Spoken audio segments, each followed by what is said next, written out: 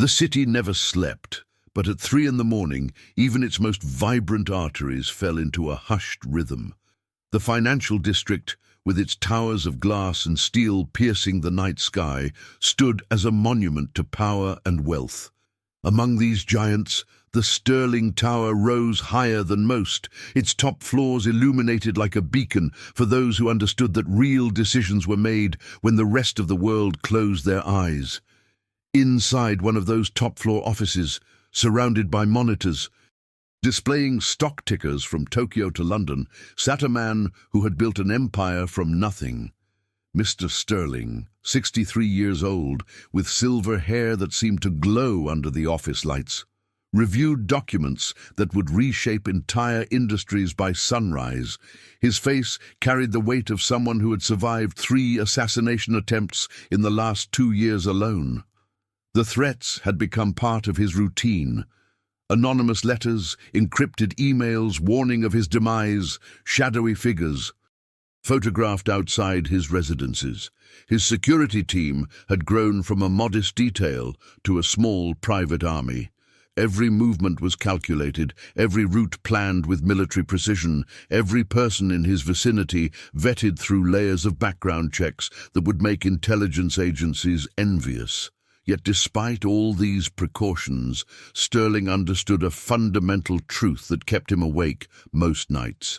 Determined enemies only needed to succeed once, while he needed to succeed every single time. The mathematics of survival were brutally simple and eternally unforgiving. Tonight marked the end of a particularly grueling week of negotiations. A hostile takeover attempt had been thwarted, but not without cost. Enemies had been made, powerful ones, with resources that matched his own. The kind of enemies who didn't simply accept defeat and move on. The kind who studied patterns, identified weaknesses, and struck when confidence became complacency. Sterling closed the last folder on his desk and glanced at the antique clock on his wall. Time to leave. Time to navigate the 20 floors between his office and the armored vehicle waiting in the basement garage. 20 floors that had become the most dangerous journey of his day. His assistant had already confirmed the route. 2 uniformed police officers, provided through a special arrangement with the city's police department, would escort him from the private elevator to his vehicle. These weren't regular beat cops, but specially trained officers assigned to protect high-value individuals facing credible threats. Their presence was meant to provide an additional layer of security, a visible deterrent to anyone watching. Sterling gathered his briefcase, the weight of it familiar in his hand, and pressed the button that would summon his personal elevator. The doors opened with a whisper, and he stepped inside, alone with his thoughts for 45 seconds as the car descended through the sleeping building. Xerxes' basement garage felt colder than usual. Fluorescent lights cast harsh shadows between the concrete pillars. His black armored sedan sat 30 feet from the elevator, engine already running, exhaust visible in the chilled air. The vehicle was a fortress on wheels, custom-built in Germany with ballistic glass thick enough to stop high-caliber rounds, reinforced doors that added nearly 1,000 pounds to its weight, and a chassis designed to withstand explosive devices. It had cost more than most people would earn in several lifetimes, but Sterling had learned that survival was priceless. Standing beside the vehicle were the 2 police officers, both in crisp uniforms, weapons holstered, posture professional. They had been part of his security detail for 3 weeks now, their credentials impeccable, their performance flawless. Sterling emerged from the elevator and began his walk toward the car. His own security protocols required him to maintain awareness of his surroundings at all times. He noticed the positions of the security cameras, the locations of the emergency exits, the shadows between the pillars where threats could hide. Everything appeared normal. The officers nodded respectfully as he approached, one of them reaching for the rear door handle. This was the routine, repeated so many times it had become automatic. 3 more steps, and he would be inside the vehicle. beginning the 20-minute journey to his penthouse across the city. 3 more steps, and the most vulnerable moment of his day would be over. Then the shadows moved. From a service alley that connected to the garage, a small figure burst into the light. A child, no more than 10 years old, thin and dressed in clothes that had seen better days. The boy was black, his skin glistening with sweat despite the cold, his eyes wide with something that looked like terror. He ran with the desperate speed of someone fleeing from something worse than the consequences of his current actions. The security cameras would later show that he had somehow bypassed 3 separate security checkpoints to reach this level of the garage, a feat that should have been impossible. But in that moment, as the boy sprinted toward the armored sedan, Sterling only registered the unexpected chaos breaking through his carefully controlled environment. The child headed straight for the driver's side door, his small hands reaching out, gesturing frantically at the vehicle. His mouth moved rapidly, words tumbling out in what sounded like Portuguese, but the distance and his panic made them incomprehensible. One of the police officers reacted immediately, stepping forward to intercept the boy. His hand went to the child's shoulder with force, pushing him back, away from the car, away from Sterling. Standard protocol dictated that any unexpected approach be neutralized immediately. The threat assessment was simple: unknown individual, unexpected appearance, erratic behavior. The response was proportional and professional. But the boy resisted. Instead of backing away as most would when confronted by a uniformed officer, he dug his feet into the concrete and pushed forward. His small frame shouldn't have been able to resist the adult's strength. Yet desperation provided him with a determination that physics alone couldn't explain. He twisted in the officer's grip and locked eyes with Sterling. In that fraction of a second, the billionaire saw something that made him pause. It wasn't aggression in the child's eyes.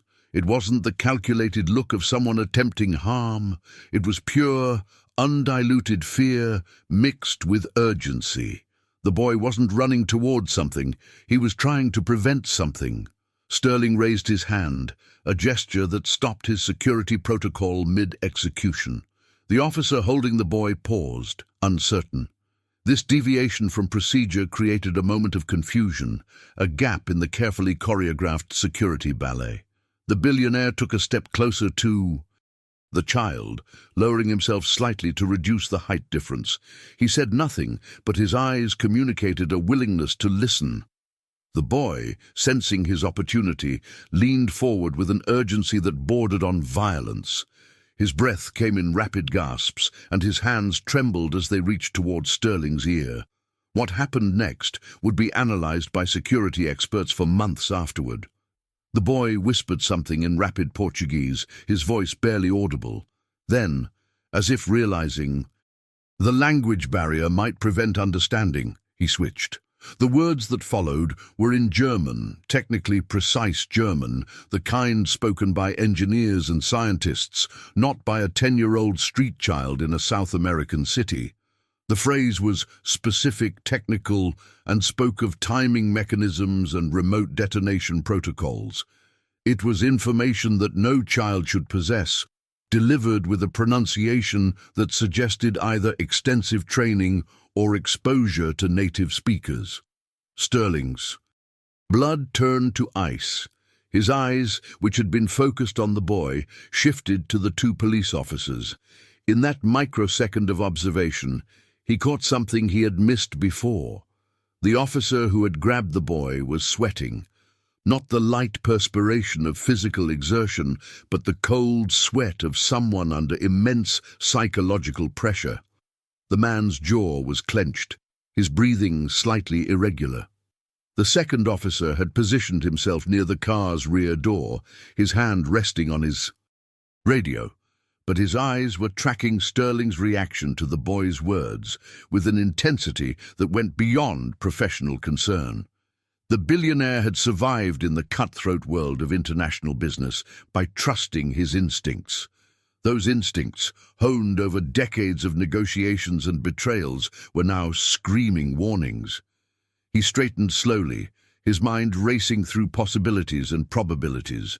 Without taking his eyes off the two officers, he made a subtle gesture with his left hand, a signal that his personal assistant, who had been monitoring from a security station near the elevator, would recognize immediately.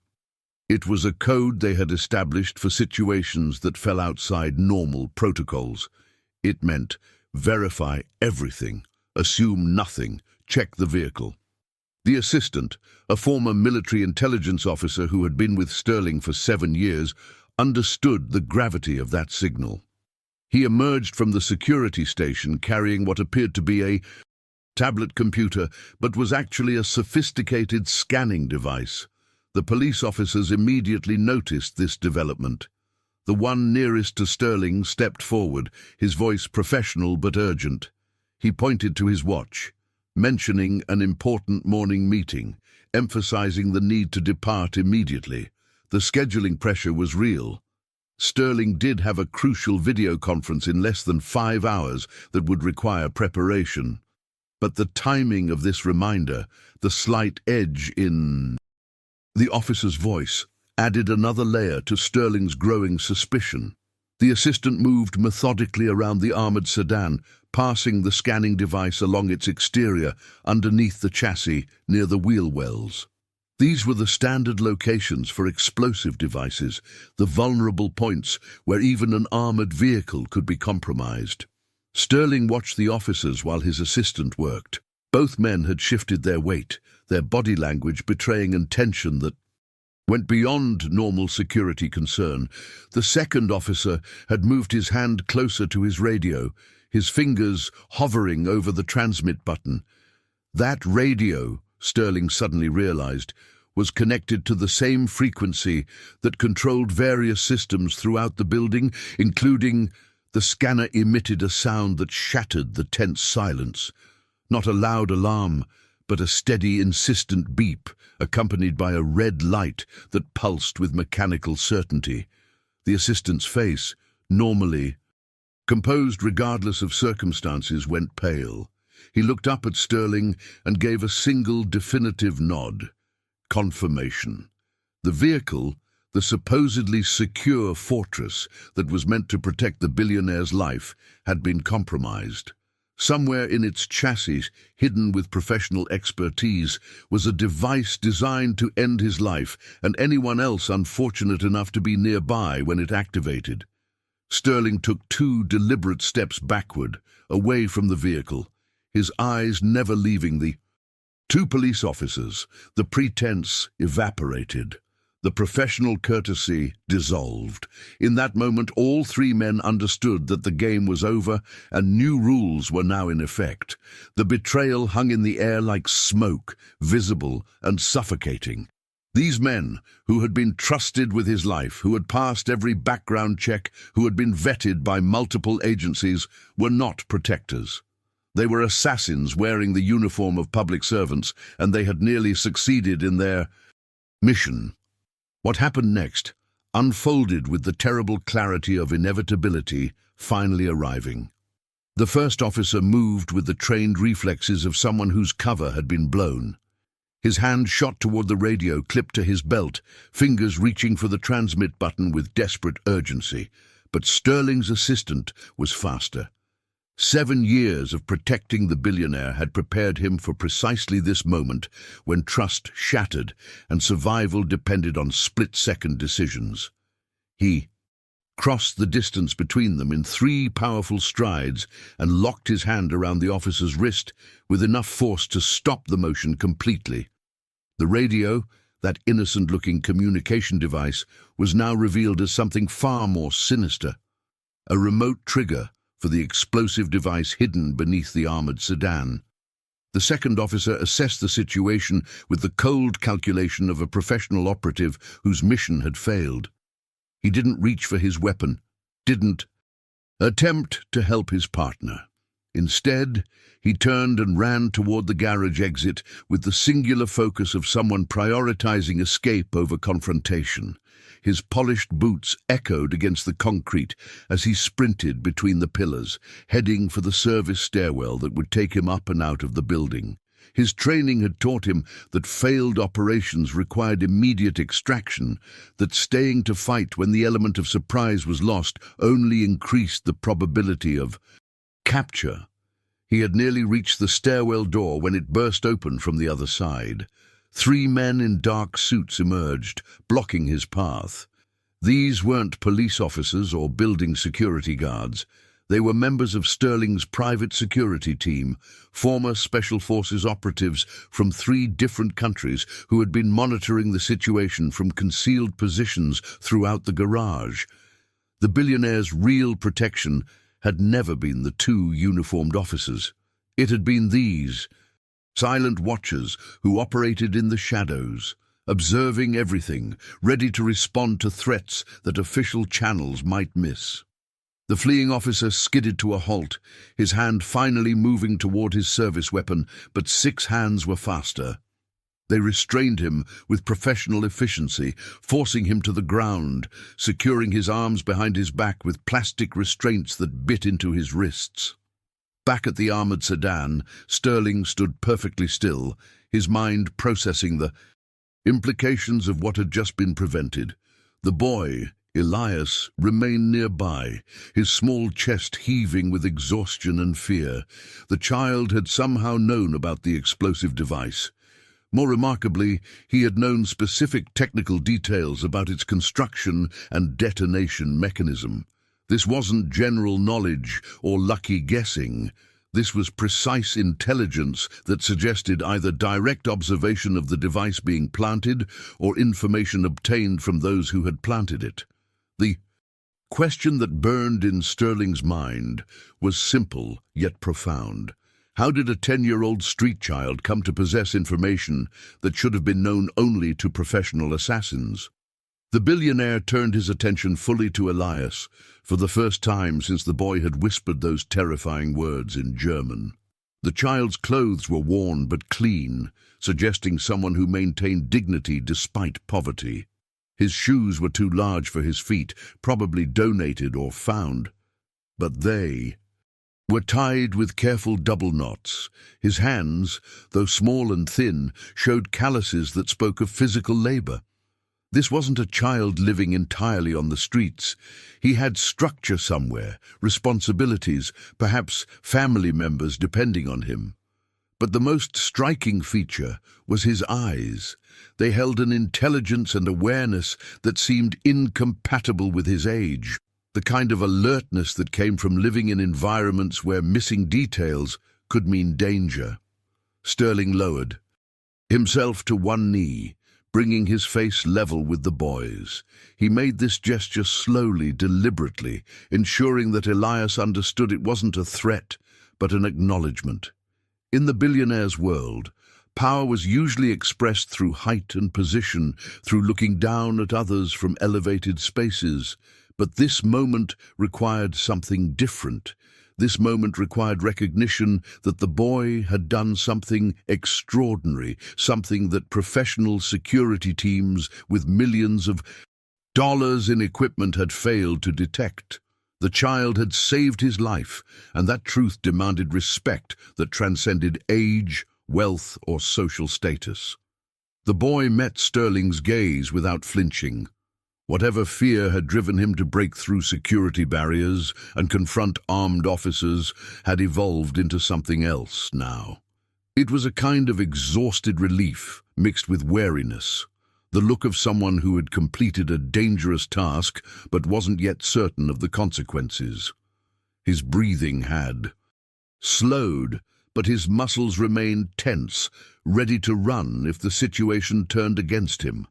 Sterling noticed a thin scar above the boy's left eyebrow, another on his chin.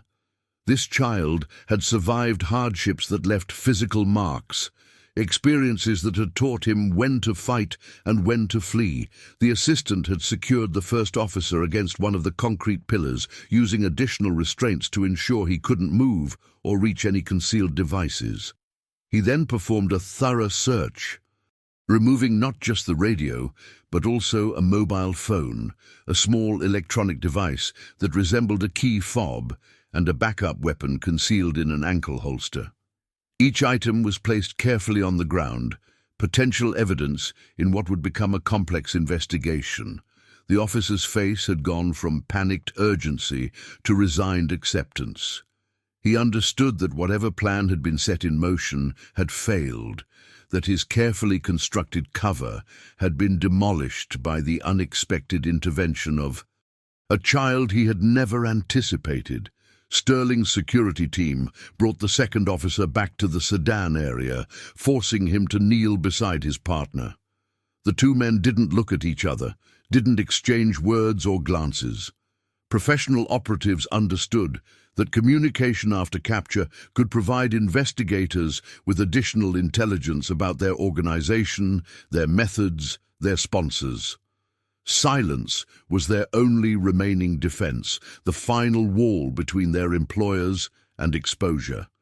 But their silence also spoke volumes. These weren't rogue officers acting on personal grudges or financial desperation.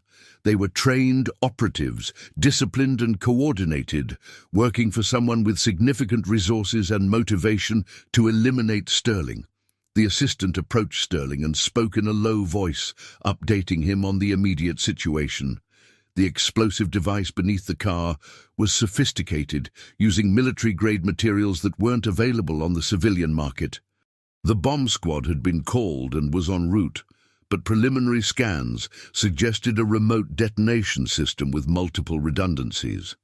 If the radio trigger had been activated, the device would have detonated immediately. If the officers had been prevented from using the radio, there appeared to be a secondary timer that would trigger detonation once the vehicle moved beyond a certain distance from the building. Someone had planned this assassination with meticulous attention to detail, anticipating various scenarios and preparing for each possibility. Sterling processed this information while maintaining his position near Elias. The boy had shifted slightly, his eyes now tracking the restrained officers with an expression that mixed fear and something that looked like recognition.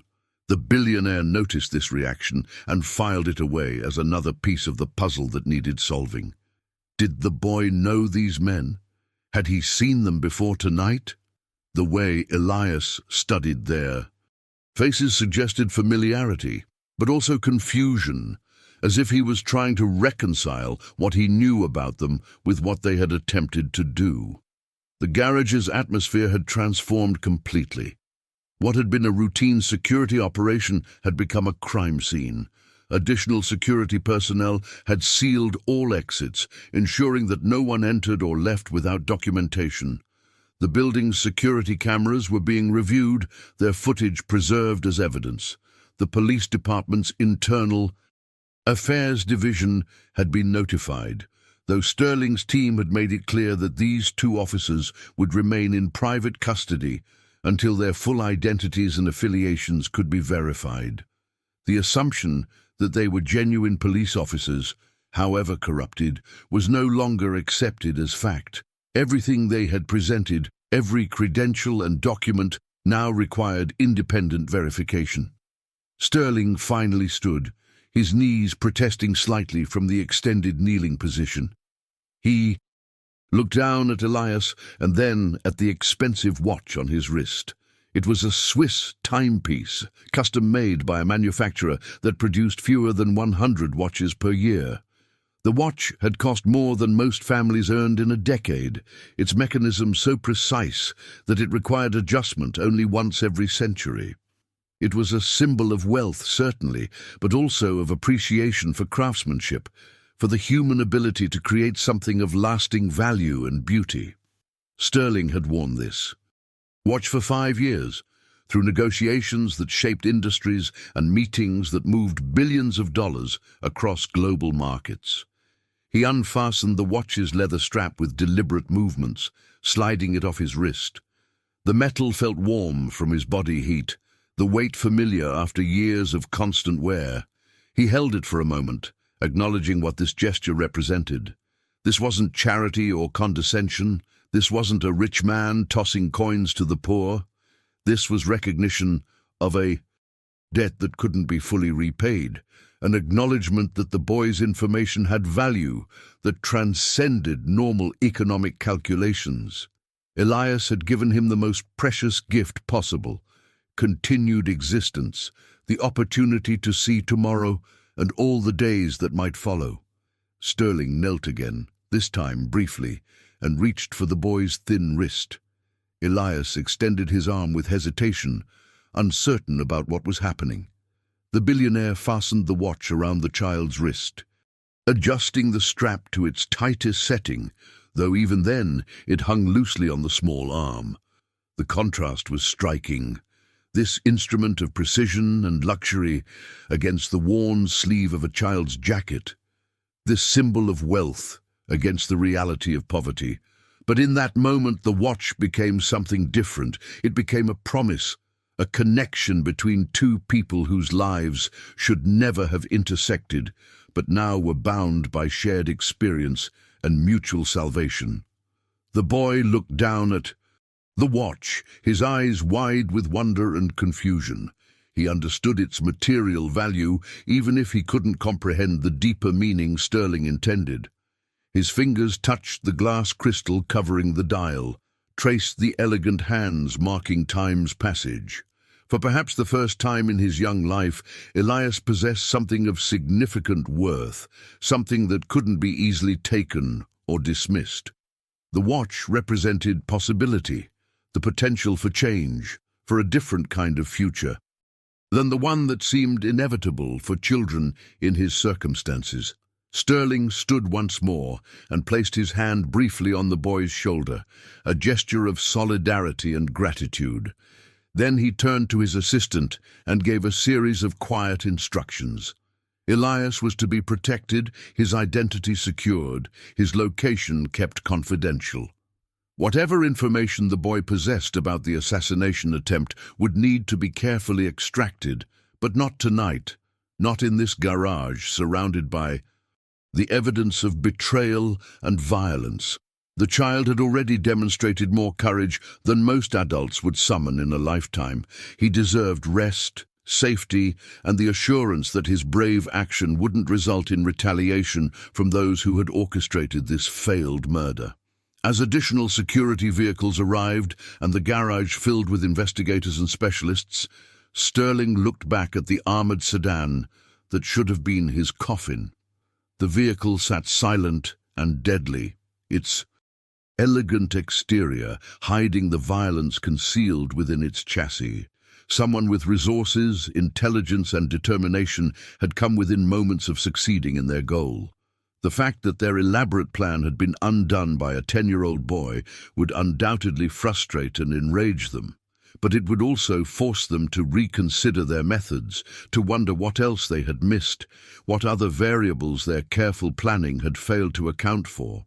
The two restrained officers were being led away to secure holding facilities where their true identities would be uncovered through fingerprints, DNA analysis, and interrogation techniques that would eventually break through their professional silence.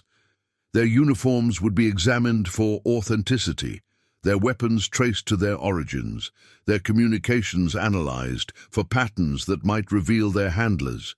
The investigation would expand outward like ripples on water, touching multiple agencies and jurisdictions, uncovering networks of corruption and conspiracy that extended far beyond two men in a garage. But as Sterling watched Elias being escorted gently toward a secure vehicle that would take him to safety, he understood that the true mystery wasn't the mechanics of the assassination attempt. The explosive device would be understood, the detonation system reverse-engineered, the conspirators eventually identified. The real question that would haunt him in the days ahead was simpler and more profound. How did This particular child on this specific night come to possess the exact information needed to prevent disaster. What chain of circumstances had placed Elias in that service alley at precisely the moment when his knowledge could alter the outcome of a meticulously planned murder? Coincidence seemed insufficient to explain such perfect timing, yet the alternative suggested connections and purposes that were even more difficult to comprehend.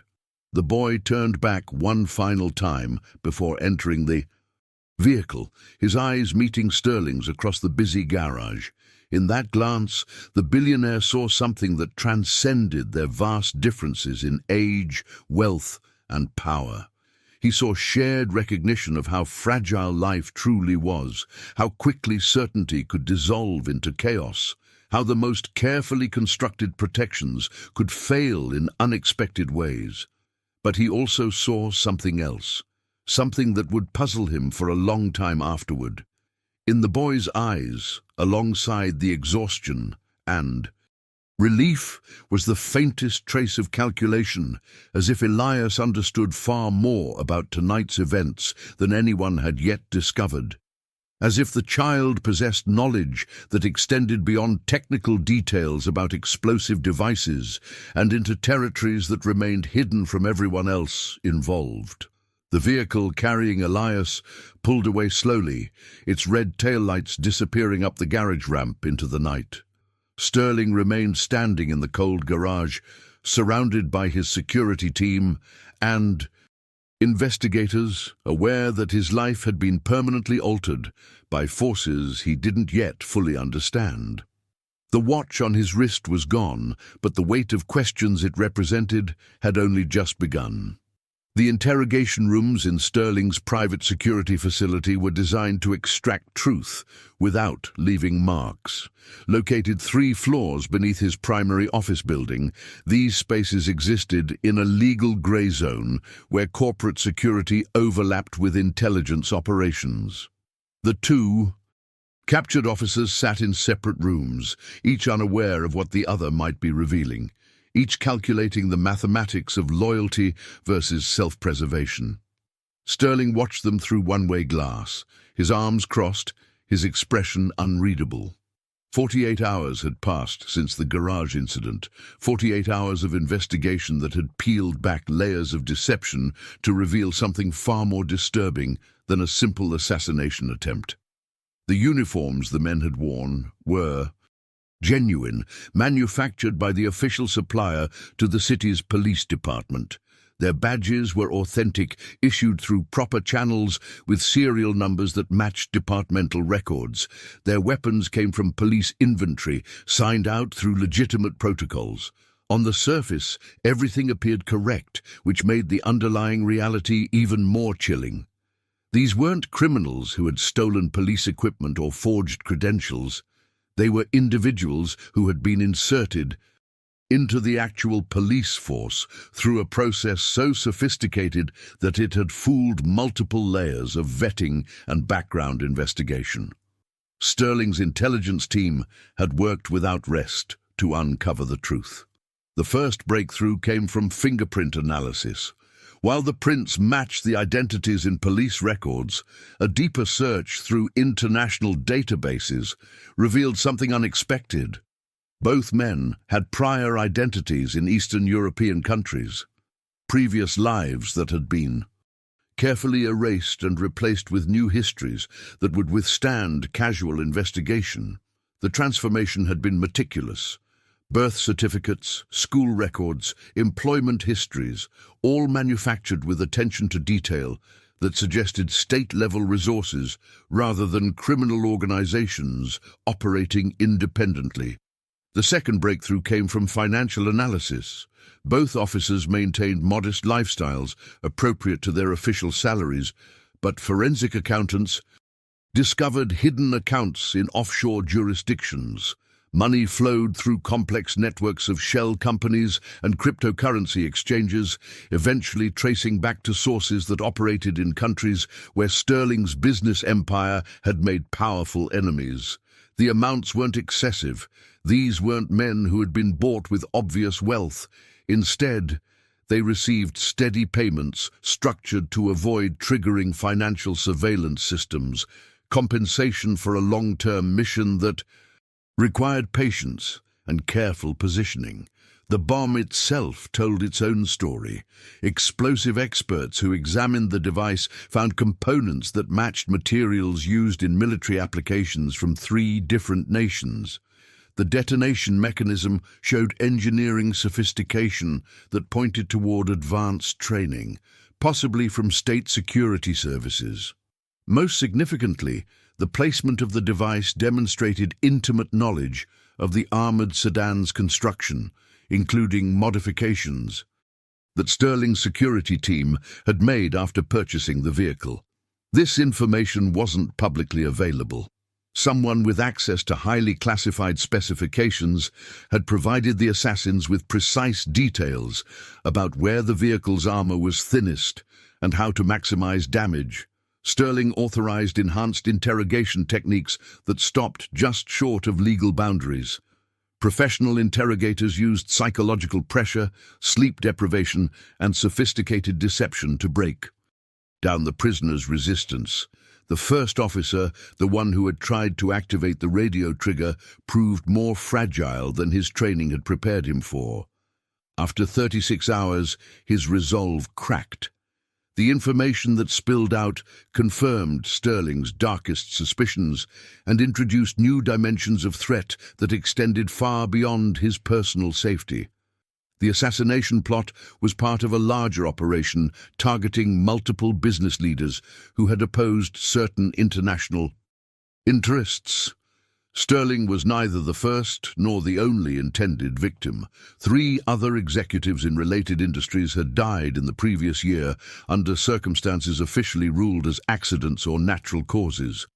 A yacht explosion attributed to fuel system failure, a private plane crash blamed on pilot error, a sudden heart attack during a business trip to a country with limited medical infrastructure. Each incident had been investigated and closed, but when examined collectively through the lens of organized assassination, patterns emerged that suggested coordinated elimination of obstacles to specific economic and political objectives. The 2 false officers had been positioned within the police force 18 months earlier, long before the specific assassination plan was activated. They had worked regular shifts, responded to calls, filed reports, and built relationships with genuine officers. Their mission was to establish unquestionable legitimacy and wait for activation. Orders? When those orders came, they were to volunteer for the special detail protecting high-value individuals, specifically requesting assignment to Sterling. The request appeared routine. Officers often sought prestigious assignments that offered additional compensation and career advancement opportunities. No one questioned their motivation because their manufactured backgrounds provided perfectly logical explanations. The operation's sophistication extended to contingency planning that anticipated various scenarios. If Sterling had simply entered the vehicle without incident, the device would have detonated during transit, killing everyone inside and creating enough destruction to eliminate most forensic evidence. If security protocols had prevented the officers from accompanying Sterling to his vehicle, they would have activated the device remotely once he departed, timing the explosion to occur in a location that maximized casualties and chaos. If the device had been discovered before Sterling's arrival, as ultimately happened, the officers had been prepared to activate it immediately, sacrificing themselves to ensure the mission's success. What they hadn't anticipated was Elias. The boy's intervention represented a variable that no amount of planning could have predicted. Sterling's security team had conducted extensive investigation into how the child obtained his information, and what they discovered raised more questions than it answered. Elias lived with his grandmother in a neighborhood where Sterling's business empire had recently acquired property for redevelopment. The area was scheduled for demolition and reconstruction, a project that would displace hundreds of families despite generous relocation compensation. Opposition to the development had been fierce, organized by community leaders who accused Sterling of destroying cultural heritage for profit. Elias's grandmother operated a small food stand near a warehouse that the false officers had used for their final preparations. Security camera footage from surrounding buildings, painstakingly recovered and enhanced, showed the boy watching the warehouse from various positions over several days. He had apparently been running errands for his grandmother when he noticed unusual activity. Two police officers entering a warehouse that should have been empty, staying for extended periods, carrying equipment that seemed inconsistent with any legitimate police operation. Child's curiosity rather than fear had led him to observe more closely. What Elias saw through a broken window would have meant nothing to most observers. Two men in police uniforms working with electronic equipment and materials that the boy couldn't identify. But Elias wasn't most observers. His grandmother had revealed, under gentle questioning, that the boy had an exceptional memory and unusual aptitude for patterns and systems. He spent hours at a local library when he should have been reading technical manuals and science books that most adults would find incomprehensible. The librarian confirmed that Elias had recently been fascinated by books about engineering and electronics, studying diagrams with intense concentration. The child had apparently memorized enough from his observation and his reading to understand what he was witnessing. When he saw the officers loading equipment into a vehicle matching the description of Sterling's sedan, he made a connection that saved lives. But the question that haunted Sterling's investigators was whether this explanation was complete. The boy's knowledge seemed too specific, his timing too perfect. Some members of the security team suggested alternative theories, that Elias had been sent by someone who wanted to prevent the assassination for their own purposes, that the child was part of a rival operation, that his appearance represented another layer of conspiracy rather than fortunate coincidence. Sterling reviewed surveillance footage from the garage repeatedly, studying Elias's face, his body language, his reactions. The boy displayed fear, certainly, but also determination that seemed unusual for someone his age. When he whispered the technical information in German, his pronunciation was correct, but his accent suggested he had learned the words phonetically, perhaps from hearing them rather than studying the language systematically.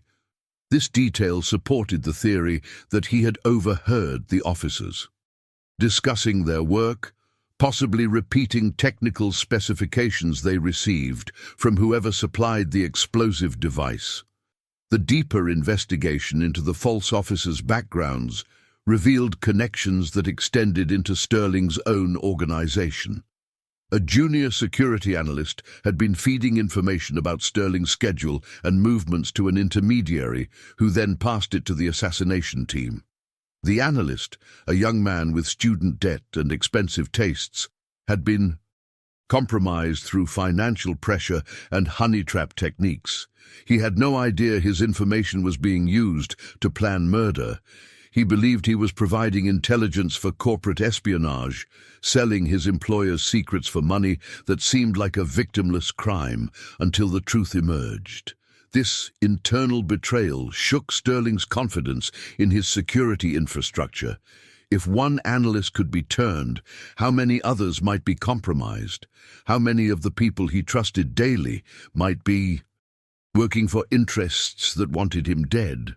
The paranoia that followed threatened to paralyze his decision-making until his head of security reminded him that perfect security was impossible, that trust always involved calculated risk, that the alternative to accepting vulnerability was complete isolation that would make life meaningless regardless of how long he survived.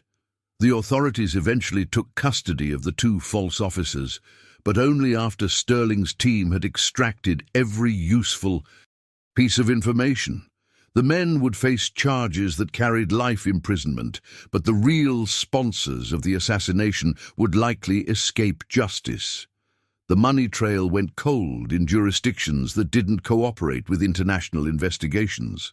The individuals who had recruited and trained the assassins operated behind layers of deniability that made prosecution virtually impossible. Sterling understood that the conspiracy would continue, that his survival had merely delayed rather than defeated those who wanted him eliminated. The explosive device was carefully disarmed and transported to a secure facility where it was studied by experts from multiple agencies. The sophistication of its construction suggested that similar devices might exist, that other targets might be carrying death with them without knowledge. Warnings were issued to security details protecting high-value individuals, though the information was kept vague enough to avoid causing panic. The manufacturer, whose materials were used in the bomb, was investigated but claimed ignorance about how their products reached the black market, a claim that was technically plausible, if morally questionable. Sterling's business rivals watched the investigation unfold with mixed reactions. Some expressed genuine relief that he had survived, understanding that his death could have triggered market instability affecting everyone.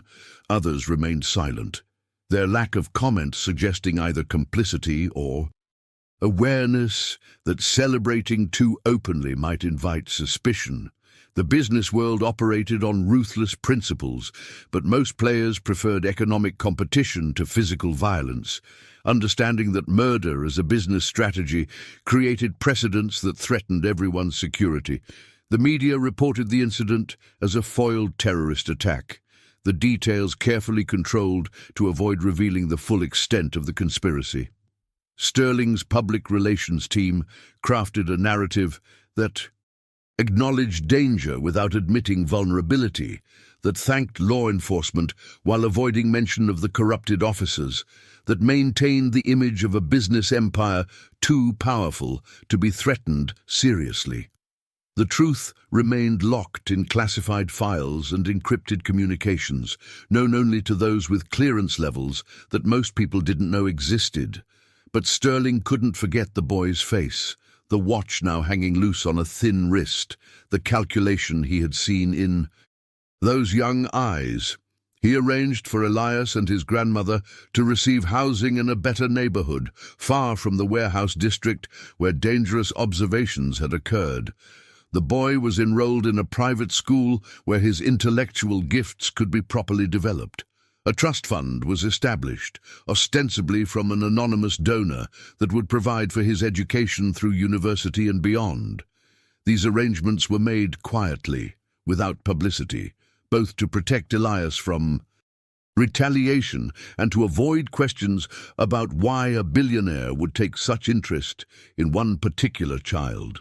Yet even as these protective measures were implemented, Sterling's security team maintained surveillance on Elias, not trusting completely in the coincidence explanation. The boy's activities were monitored, his associates documented, his communications analyzed for signs of manipulation or external control. For 6 months, this surveillance continued, revealing nothing more sinister than a bright child adjusting to dramatically improved circumstances while maintaining loyalty to his grandmother and curiosity about the world around him. The watch became a symbol that neither Sterling nor Elias could explain fully to others. When asked about it, the boy would simply say it was a gift from someone whose life had intersected briefly with his own. When Sterling's associates noticed its absence from his wrist, he would deflect questions with vague references to gifting it to someone who needed it more.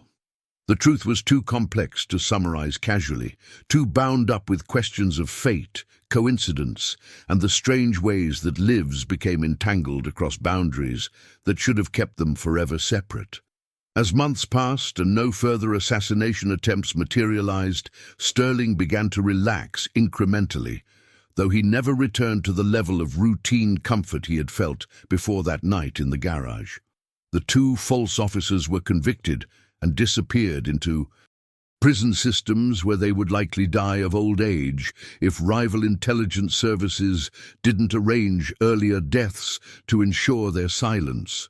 The investigation officially closed, its findings sealed in archives where they would remain classified for decades. But late at night, when Sterling reviewed the security footage one more time, watching Elias sprint toward the armored sedan with desperate urgency, he couldn't shake the feeling that something essential remained unexplained. The boy had saved his life, that much was certain.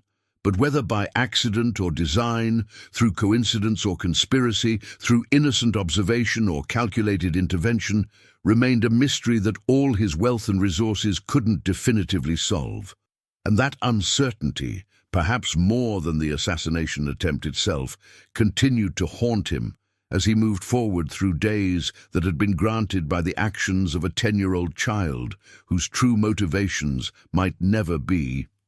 3 years had passed since that night in the garage, and Sterling's empire had grown even more powerful. The assassination attempt had become a footnote in his biography, mentioned occasionally in business profiles, but never discussed in detail. The public knew only that he had survived a security threat, not the intricate conspiracy that had nearly succeeded. But within the private circles of power, where information was currency more valuable than money, the story of how a 10-year-old boy had prevented a billionaire's murder had achieved legendary status, whispered in boardrooms and executive retreats as a cautionary tale about the unpredictability of even the most carefully planned operations.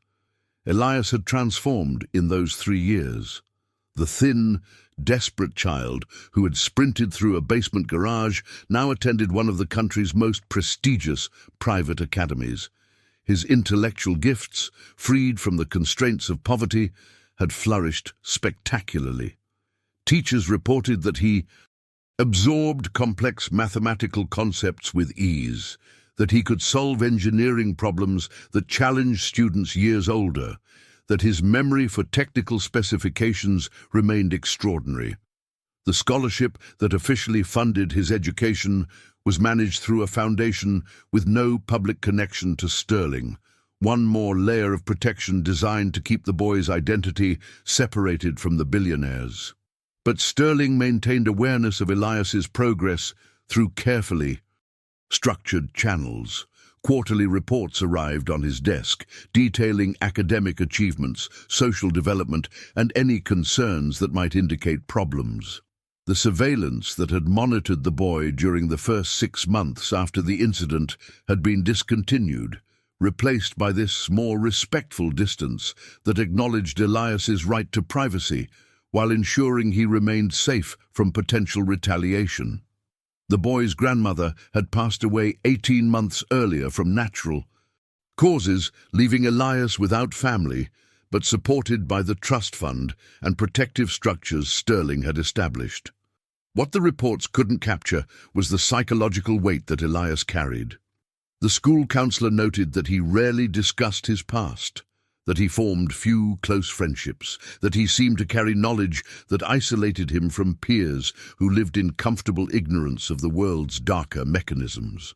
The watch, that expensive timepiece that should have been sold, immediately to provide financial security, remained on his wrist. He had grown enough that the strap no longer needed its tightest setting, but the watch was still oversized for his adolescent frame, a visible reminder of the night that had changed his trajectory completely. Sterling's own life had continued along its predetermined path of expansion and influence. The rivals who had sponsored the assassination attempt remained powerful, but had apparently decided that his elimination was either too risky or no longer necessary to their objectives. New competitors emerged, new threats materialized, but none with the organized lethality of that carefully planned operation. His security remained extensive, his movements unpredictable, his trust limited to a core group that had been vetted so thoroughly that their entire lives had been documented and analyzed. The paranoia that had threatened to consume him after discovering the internal betrayal had evolved into a more sustainable vigilance, a permanent awareness that absolute security was illusion, but reasonable precautions could manage risk effectively. The world had shifted in those 3 years. Political alliances had realigned, economic power had migrated between nations and industries, and the landscape in which Sterling operated had transformed in ways that made the concerns of 3 years earlier seem almost quaint. But certain fundamentals remained unchanged. Power attracted enemies, success bred resentment, and the line between competitor and assassin remained disturbingly thin for those who operated at the highest levels of global commerce. Then came the letter. It arrived through channels that should have been impossible to penetrate, delivered not to Sterling's office or residence, but to a secure location known only to his innermost security circle. The envelope contained no return address, no identifying marks, only a brief message written in precise handwriting that analysis would later confirm belonged to Elias. The content was simple but disturbing, a request for a private meeting, a suggestion of information that Sterling needed to hear, and a specific date and location that demonstrated knowledge of the billionaire's schedule that should have been inaccessible to a 13-year-old student, no matter how brilliant. Sterling's security team argued against the meeting. The letter represented a security breach that suggested either extraordinary investigative capability or assistance from someone with access to classified information. Either possibility indicated risk that outweighed potential benefits. But Sterling overruled their objections. He had spent 3 years wondering about the truth of that night. 3 years analyzing the boy's actions through every possible lens. 3 years living with questions that his massive resources couldn't answer definitively. If Elias was ready to provide explanations, Sterling was willing to accept reasonable risk to obtain them. The meeting was arranged with security protocols that would protect both participants. A neutral location was selected, swept for surveillance devices, and secured by Sterling's team. Elias arrived alone, having somehow navigated across the city without triggering the monitoring systems that should have tracked his movements. He had grown taller, his frame filling out with proper nutrition, but his eyes retained that same quality Sterling remembered from the garage.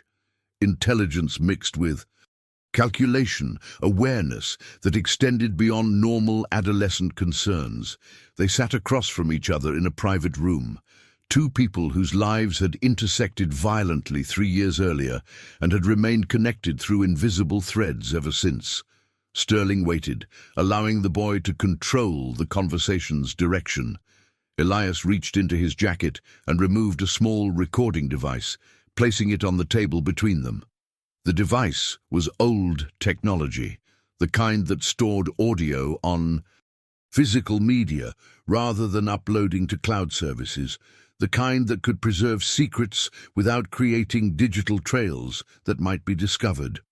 What played from that device answered questions and created new mysteries in equal measure.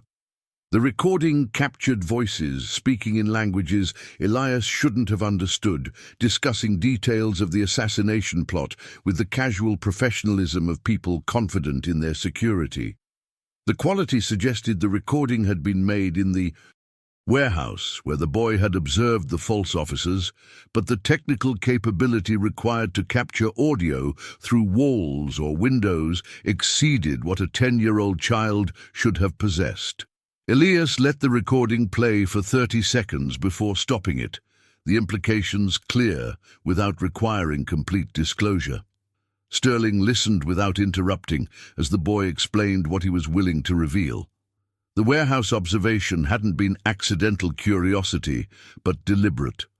Surveillance. Elias's grandmother had been more than a simple food stand operator. She had connections to a network of individuals who monitored various activities in the neighborhood, not for criminal purposes, but for community protection. When the false officers began using the warehouse, this network noticed and documented their movements. The grandmother, recognizing that something significant was unfolding, had enlisted her unusually capable grandson to gather more detailed intelligence. But the explanation raised obvious questions. Why hadn't the grandmother reported her suspicions to authorities? Why had Elias been sent to warn Sterling directly rather than providing information to police? The answer revealed layers of sophistication that transformed the narrative completely. The community network had identified that the two officers were officially assigned to police duty, that reporting them through normal channels would likely fail because the conspiracy extended into law enforcement itself. They had also identified Sterling as the likely target based on the equipment being prepared and the timing of the officers' activities. What came next challenged Sterling's understanding of coincidence and calculation. The network had debated whether to intervene at all, whether the assassination of a billionaire who was displacing their community served their interests or threatened them. Some argued that Sterling's death would halt the redevelopment project, that allowing the assassination to proceed might save their neighborhood. Others countered that the chaos following such a high-profile murder would bring increased law enforcement scrutiny that would destroy their community more certainly than any redevelopment plan. In the end, pragmatism had prevailed over revenge, leading to the decision that Elias should prevent the assassination. But the boy's intervention hadn't been simple altruism or community decision. Elias revealed, with the careful precision of someone who had rehearsed this explanation, that he had volunteered for the mission not just to save Sterling, but to create exactly the situation that had resulted. A debt that could be leveraged, a connection that could be exploited, a relationship that transcended the normal boundaries between their vastly different worlds. The 10-year-old child who had saved a billionaire's life had understood with clarity that seemed impossible for his age, that Sterling's gratitude would provide opportunities that could change not just his own life, but potentially the trajectory of his entire community. Sterling processed this information with the analytical capability that had built his fortune. He had been manipulated, certainly, but with such sophistication and at such risk to the manipulator that the term seemed inadequate. Elias had gambled his life on the assumption that Sterling would react with gratitude rather than suspicion, that the billionaire would protect rather than eliminate the witness to his vulnerability. The boy had bet everything on reading Sterling's character correctly, on understanding that despite his ruthless business reputation, the man possessed enough humanity to recognize and reward genuine courage. The recording device remained on the table between them, physical evidence of conspiracy that could destroy multiple lives if revealed publicly. Elias explained that copies existed, secured in locations that would release them automatically if anything happened to him. A dead man's switch designed by people far more experienced in survival than a 13-year-old should have access to. But he also made clear that he had no intention of using the recordings maliciously, that his purpose in revealing their existence was to establish honest foundation for whatever relationship might develop between them going forward. Sterling found himself experiencing something he rarely felt: genuine admiration mixed with appropriate wariness. The boy across from him had orchestrated events with strategic thinking that rivaled professional intelligence operatives. Whether through his own capability or guided by adults in the community network, Elias had created a situation that served multiple purposes: preventing murder, protecting his community from destabilizing chaos, securing his own future, and establishing leverage that could be used if Sterling ever threatened those the boy cared about. The elegance of the operation deserved recognition even as its manipulation demanded caution. The conversation continued for another hour, moving beyond the revelations to discuss possibilities for the future. Elias explained that the redevelopment project had proceeded despite his grandmother's hopes that Sterling's gratitude might halt it, that families had been displaced and cultural landmarks destroyed in the name of progress and profit. But he also acknowledged that Sterling had kept his commitments to provide generous relocation compensation, that displaced residents had received support that exceeded legal requirements, that the billionaire had demonstrated more consideration for affected communities than most developers would have shown. What Elias wanted, he explained with the directness of youth not yet corrupted by adult duplicity, was partnership rather than patronage. The trust fund and education were appreciated but insufficient. He wanted Sterling's support for community development projects that would benefit those who had been displaced, programs that would preserve cultural heritage and provide economic opportunities that didn't require abandoning traditions or accepting charity. The boy had spent 3 years in elite educational environments, learning how power operated, and he had concluded that meaningful change required not just good intentions, but structural transformation supported by those with resources to make ideas reality. Sterling listened to these proposals with growing respect.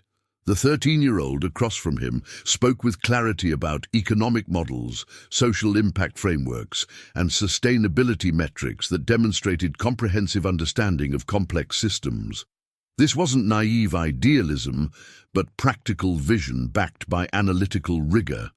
Elias wasn't asking for handouts or expressing vague hopes. He was proposing specific initiatives with defined objectives and measurable outcomes.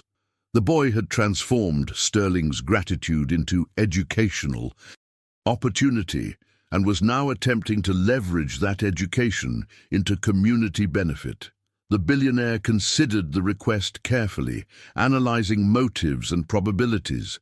Supporting Elias's proposals would require significant resources, but wouldn't threaten Sterling's core interests.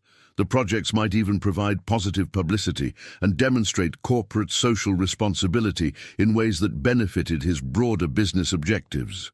But beyond calculations of cost and benefit, Sterling recognized something more fundamental. The boy had earned the right to make this request, had demonstrated capability that deserved support, represented potential that could benefit everyone involved if properly cultivated. Their meeting concluded with tentative agreement to explore partnerships, to develop specific proposals that could be evaluated and potentially implemented. Sterling committed to nothing definitive, but indicated willingness to consider seriously whatever detailed plans Elias could develop. The recording device remained on the table, unclaimed by either party, its presence a reminder of the complicated foundation underlying their interaction.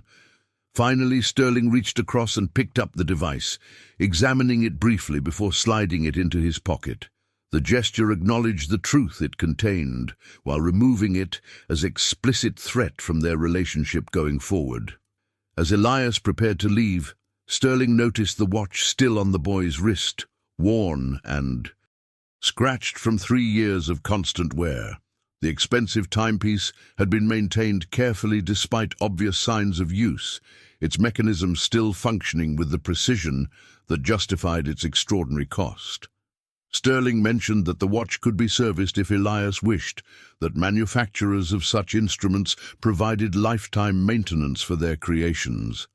The boy declined politely, explaining that the scratches and wear represented his journey, that removing them would erase visible history that mattered more than pristine appearance. They parted with handshake that acknowledged mutual respect, earned through fire and calculation. Sterling watched Elias leave, noting how the boy moved with confidence that combined adolescent energy with adult purposefulness. The security team that had been monitoring the meeting from concealed positions reported that Elias departed alone, navigating the city with ease that suggested familiarity with urban environments and awareness of how to avoid unwanted attention. The boy disappeared into crowds with the practiced skill of someone who had spent formative years understanding how to be invisible when necessary and visible when advantageous. Sterling returned to his office and spent the evening reviewing files that documented Elias's academic progress, community connections, and potential threat assessment. The analysis remained inconclusive on the most important question. Was Elias genuinely committed to community benefit, or was he building power base that might eventually threaten Sterling's interests? The intelligence suggested both possibilities remained viable, that the boy's motivations likely contained elements of genuine idealism and pragmatic self-interest in proportions that couldn't be precisely determined. But as Sterling looked out over the city from his high office, watching lights illuminate the darkness in patterns that represented millions of individual lives and stories, he recognized that uncertainty was perhaps appropriate. Elias had saved his life through combination of observation, courage, and calculation that defied complete explanation.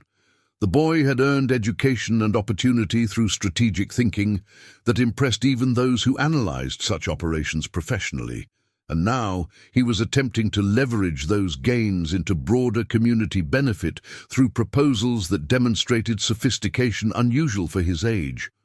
The watch that once graced Sterling's wrist now marked time on the arm of someone who understood that every moment contained possibility for change. That intervention at the right instant could alter trajectories that seemed predetermined, that courage and intelligence could bridge gaps between worlds that appeared permanently separated. Whether their relationship would evolve into genuine partnership or eventually reveal conflicts that made continued cooperation impossible remained to be seen. But in that moment, Sterling understood that saving his life might prove to be the least significant thing Elias had accomplished that night in the garage 3 years earlier. The boy had demonstrated that power could be challenged, that carefully constructed security could be penetrated, that the supposedly inevitable march of economic development could be questioned and potentially redirected. He had shown that youth and poverty didn't preclude strategic thinking, that desperation could fuel courage rather than merely inspiring survival, that those whom society dismissed as powerless might possess capabilities that threatened assumptions underlying the entire social order. And perhaps most significantly, Elias had proven that the price of truth wasn't always paid by those who revealed it. Sometimes those who possessed inconvenient knowledge could transform that possession into currency more valuable than silence, could leverage information into opportunity rather than merely avoiding retaliation. The recording in Sterling's pocket represented power, certainly, but also possibility. The chance that two people from impossibly different worlds might find common ground in pursuit of objectives that served interests beyond their own. As Sterling finally left his office in the early morning hours, surrounded by security that had been enhanced and refined based on lessons learned 3 years earlier, he found himself wondering what that scratched and worn watch would witness in the years ahead. What moments it would mark on the wrist of someone who had already accomplished more by 13 than most people managed in entire lifetimes. What future was being constructed through the unlikely partnership between a billionaire and the boy who had saved his life through observation, courage, and calculation that might never be fully understood by anyone except